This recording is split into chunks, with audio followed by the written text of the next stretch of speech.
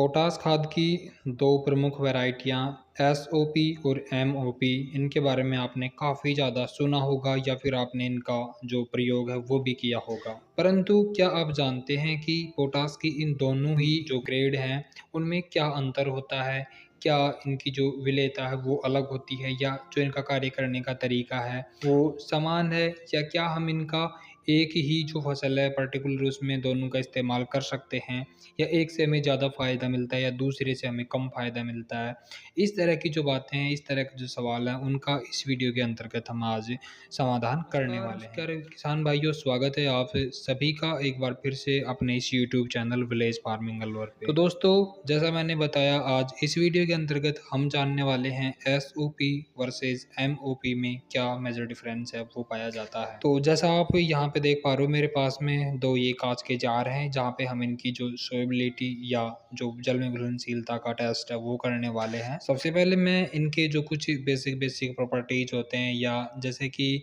गुण होते हैं उनके बारे में जान लेते हैं। तो सबसे पहले मैं आपको बताऊं एमओपी के बारे में, जिसको कि म्यूरेट ऑफ पोटास भी बोला जाता है। और जब भी आप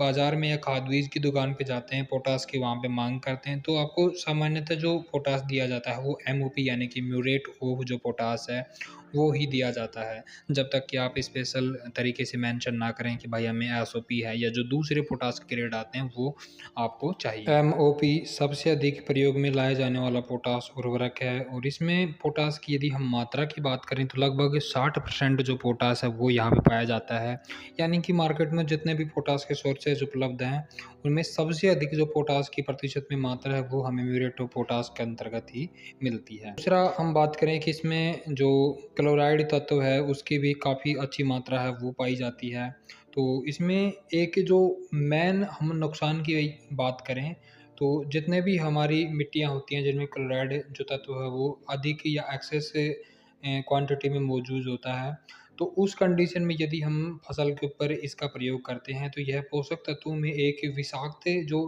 असंतुलन इम्बैलेंस है वो पैदा कर देता है। तो उसकी वजह से जो हमारी फसलें हैं उनमें काफ़ी बार जलने की समस्या आपने देखी होंगी। कुछ इस तरह की फसलें जो कि क्लोराइड तत्व के प्रति काफ़ी ज़्यादा सहनशील होती हैं, उनमें यदि हम इसका प्रयोग करते हैं तो वहाँ में हमें थोड़ा-सा नुकसान है वो भी देखना पड़ जाता है।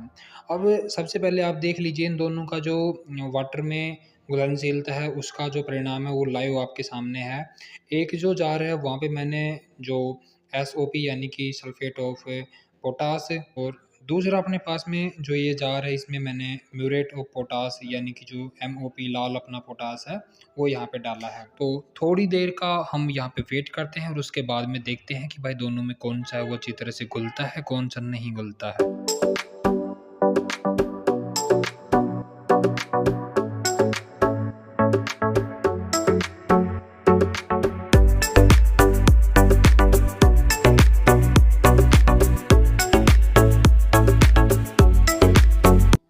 तो थोड़ा-सा इंतज़ार करने के बाद में जैसा आप यहाँ पे स्पष्ट तरीके से देख सकते हैं कि जो हमारा एसओपी है वो यहाँ पे काफ़ी अच्छी तरीके से पानी के अंदर घुल गया है। और दूसरा जो अपने पास में जार है उसमें यदि हम देखें कि जो लाल अपना पोटास है या जो एमओपी है वो यहाँ पे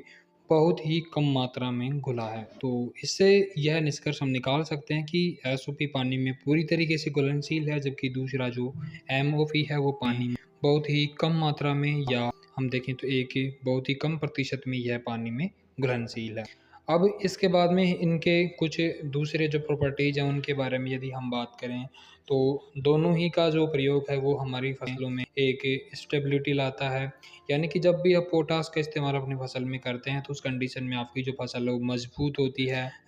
जो धान वगैरह की वजह से फसलें हैं उनमें यदि हम पोटास देते हैं तो जो हमारा तना है वो काफ़ी मजबूत होता है, और जो हवा आदि का जो प्रकोप होता है तो उसको सहन करने की क्षमता है वो भी हमारे पौधों के अंतर्गत बन जाती है। इससे जो फल हैं उनमें पकाव बढ़िया आता है, उनकी शेप है वो सही रहती है, आकार वो प्रॉपर तरीके से ले पाते हैं। तो ये काफ़ी सारे जो फ़ायदे हैं वो हमें देखने को मिलते हैं। अब उसके अलावा जैसा मैंने आपको बताया कि जो एमओपी है म्यूरेट ऑफ पोटास है उसमें जो क्लोराइड तत्व है वो अधिक मात्रा में होता है। तो यह जब ज़्यादा